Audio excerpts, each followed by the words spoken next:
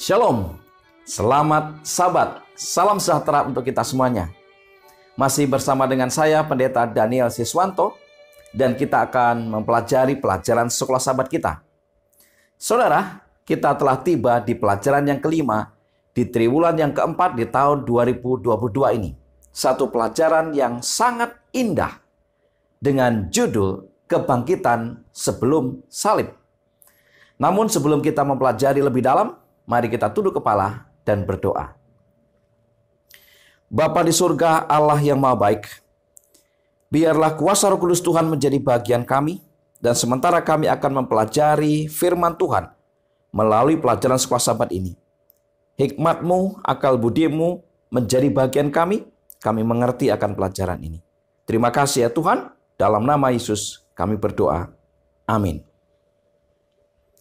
Saudara-saudara yang dikasihi Tuhan, sekali lagi, kebangkitan sebelum salib, dan ayat inti terdapat di dalam Yohanes 11 ayat 25 dan 26.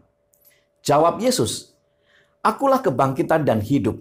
Barang siapa percaya kepadaku, ia akan hidup walaupun ia sudah mati. Dan setiap orang yang hidup dan yang percaya kepadaku tidak akan mati selama-lamanya. Percayakah engkau akan hal ini?" Berapa banyak yang telah Anda pelajari tentang keadaan orang mati? Mengapa penting untuk mengetahui kebenaran tentang kematian sebagai tidur? Kebangkitan adalah tindakan penciptaan kembali dari Tuhan.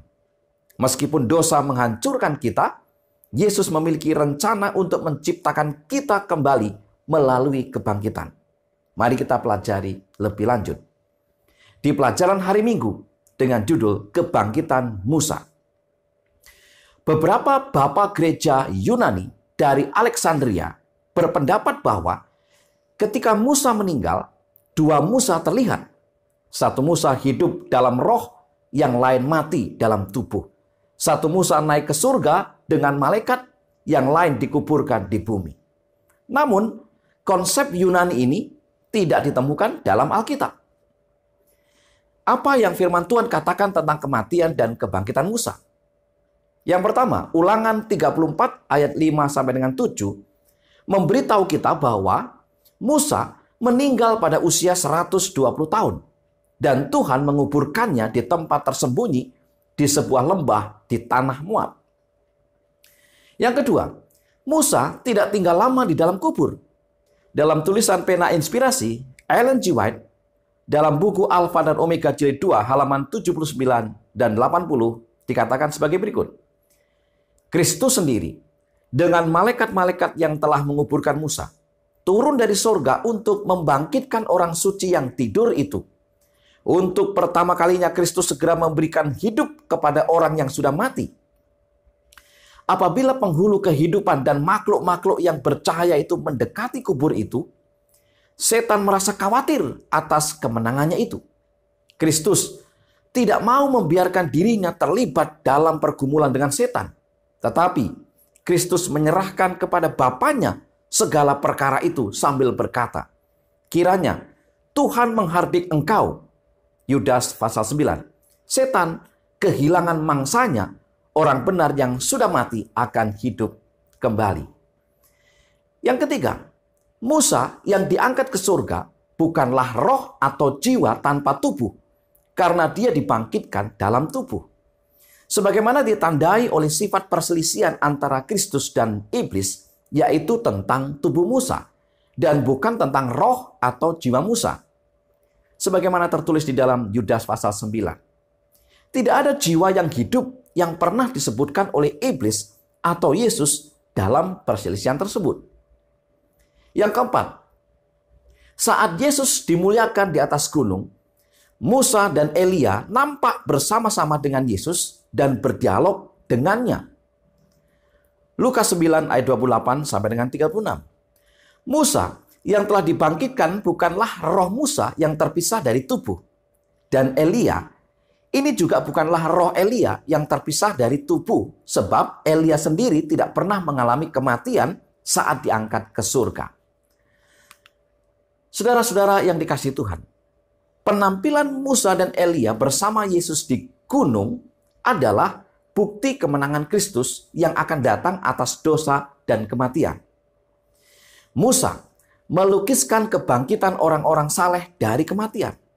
Dan Elia melukiskan orang-orang saleh yang tidak pernah mengalami kematian. Di akhir zaman, dua gambaran orang-orang saleh itu akan menerima warisan hidup kekal. Mereka akan bersama-sama diangkat ke surga. 1 Tesalonika 4 ayat 15 sampai dengan 17. Di pelajaran hari Senin, dua kasus perjanjian lama. Ibrani 11 ayat 35.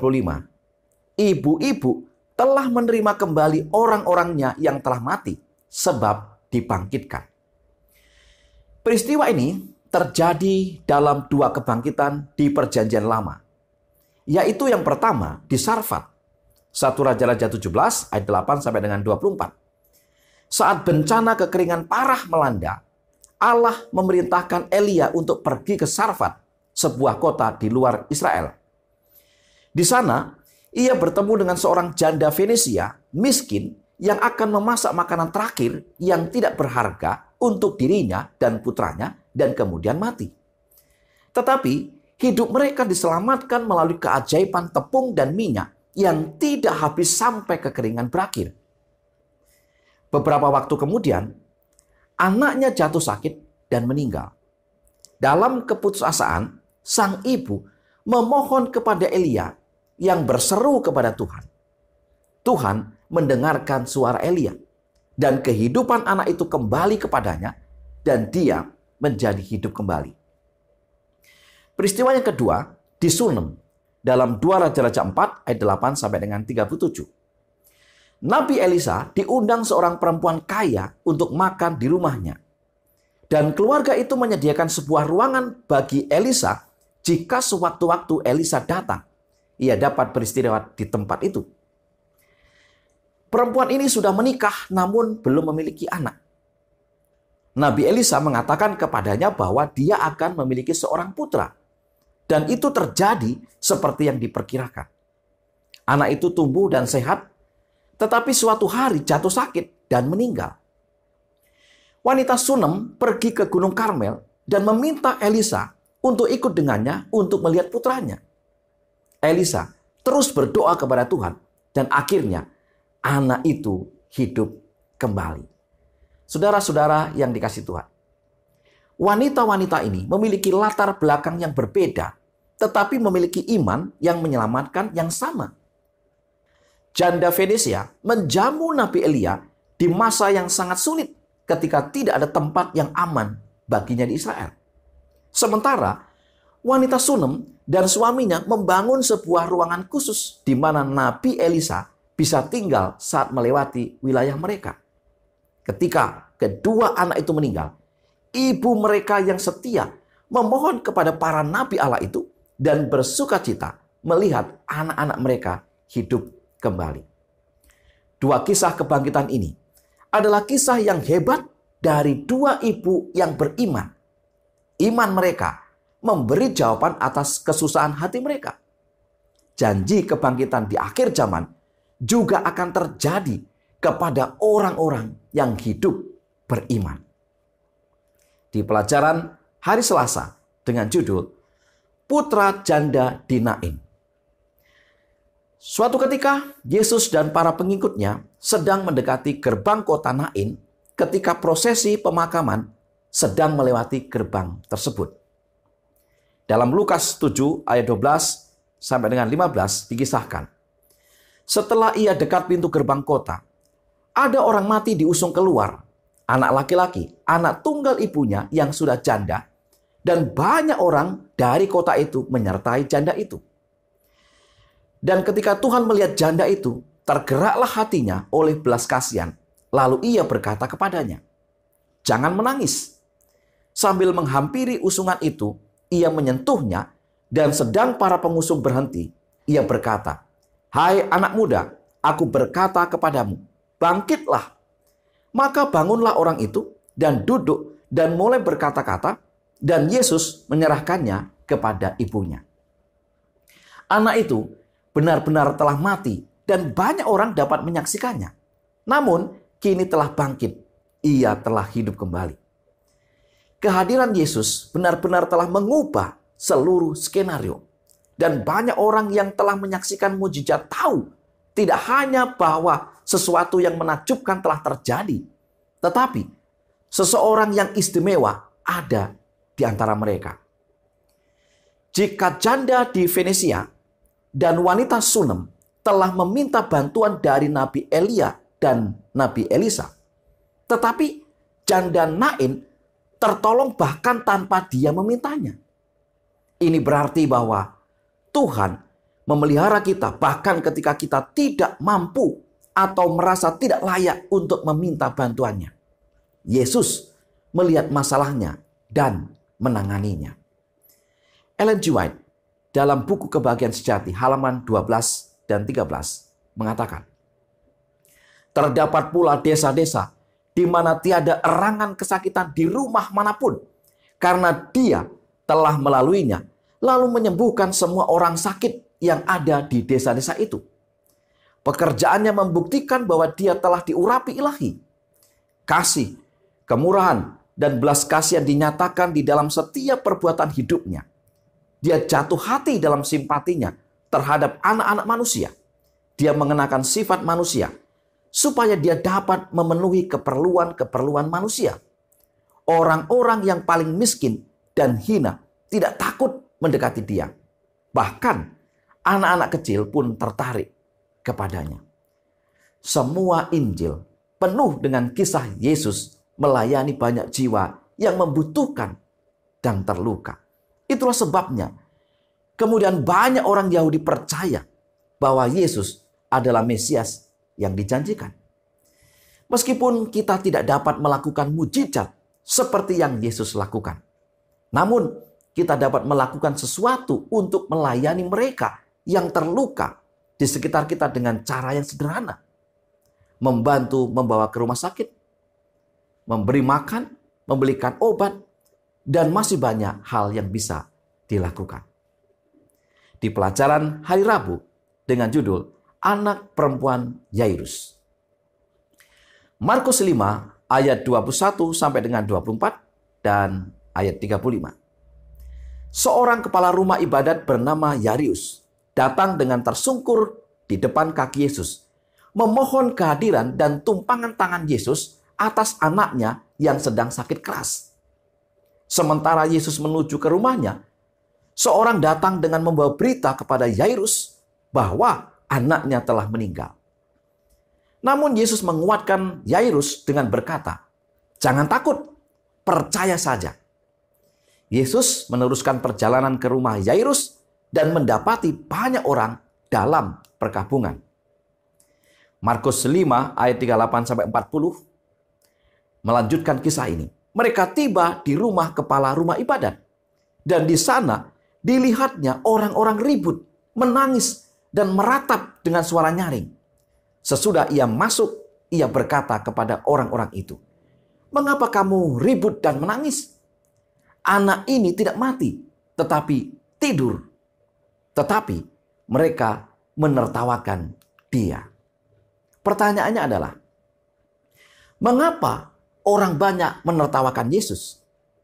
Yang pertama, mereka tahu bahwa anak itu sudah mati.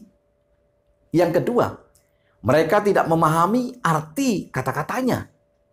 Metafora yang menghibur di mana tidur mengartikan kematian yang tampaknya menjadi cara favorit Kristus untuk merujuk pada pengalaman ini. Kematian adalah tidur. Tetapi ini adalah tidur nyenyak yang hanya dapat dibangunkan oleh si pemberi kehidupan yang agung. Karena hanya dia yang memiliki kunci kubur. Wahyu 1 ayat 18. Semua orang yang hadir di rumah Yairus menyaksikan kebangkitan anak itu.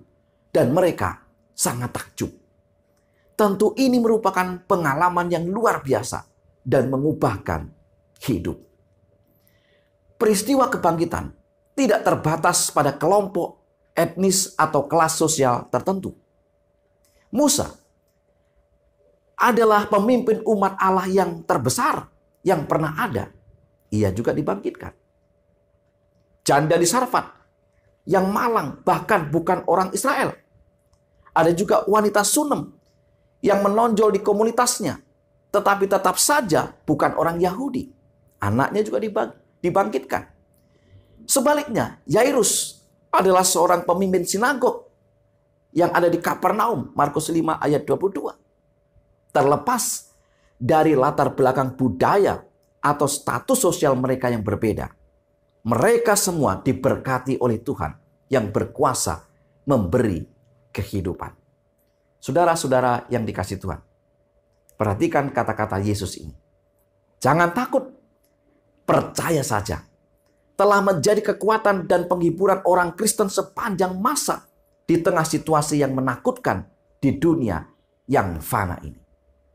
Di pelajaran hari Kamis dengan judul Lazarus.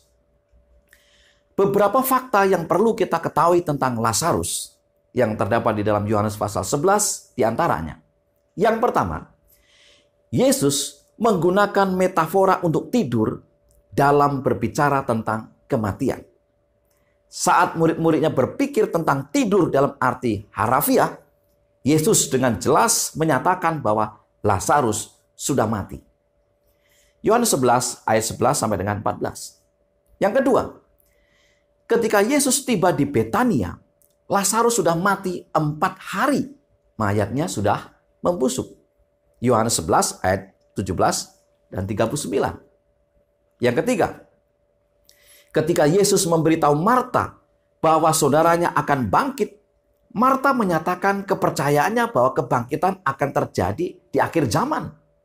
Yohanes 11 ayat 23 sampai dengan 24. Marta mungkin sudah mendengar tentang kebangkitan putri Yairus.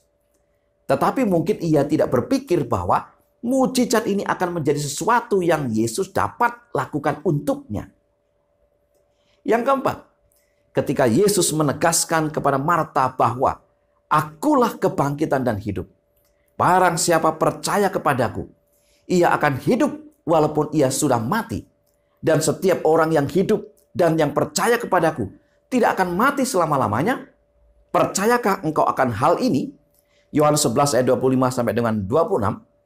Marta mengambil sikap untuk percaya dan dia akhirnya melihat kemuliaan Tuhan dalam kebangkitan Lazarus saat itu. Saudara-saudara yang dikasihi Tuhan, pertanyaannya adalah, apa maksud perkataan Yesus bahwa ia dimuliakan oleh penyakit dan kematian Lazarus? Yohanes 1 ayat 4. Melalui kebangkitan Lazarus, orang banyak akan melihat kuasa Allah yang memberi kehidupan. Kuasa yang sama yang membuat dunia kita ada hanya dengan berfirman. Maka kuasa yang sama juga pada akhir zaman akan menghidupkan kembali orang mati dalam kebangkitan. Yang kedua, dengan membangkitkan Lazarus, Yesus membuktikan bahwa dia memiliki kuasa untuk mengalahkan maut. Yang bagi makhluk seperti kita, yang mau tidak mau pasti akan mati. Peristiwa ini pastilah sangat menakjubkan.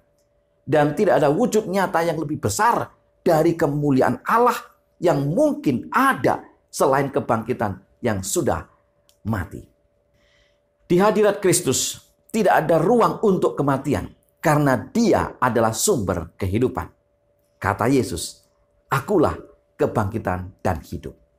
Saudara-saudara yang dikasihi Tuhan, sebagai kesimpulan pelajaran sekolah sahabat kita, yang pertama, penampilan Musa dan Elia bersama Yesus di atas gunung adalah bukti kemenangan Kristus yang akan datang atas dosa dan kematian.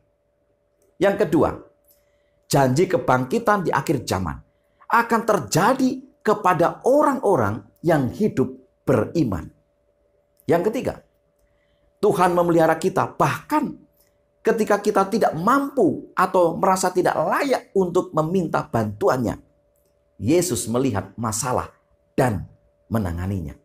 Yang keempat, kata-kata Yesus, jangan takut, percaya saja, telah menjadi kekuatan dan penghiburan orang Kristen sepanjang masa di tengah situasi yang menakutkan di dunia yang fana ini.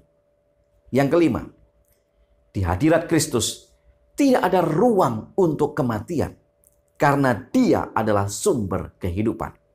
Yesus adalah kebangkitan dan hidup. Itulah pelajaran Sekolah Sabat yang bisa saya bagikan. Kiranya menjadi berkat bagi kita. Mari kita tunduk kepala dan berdoa. Bapa yang di sorga, Allah yang berkemurahan.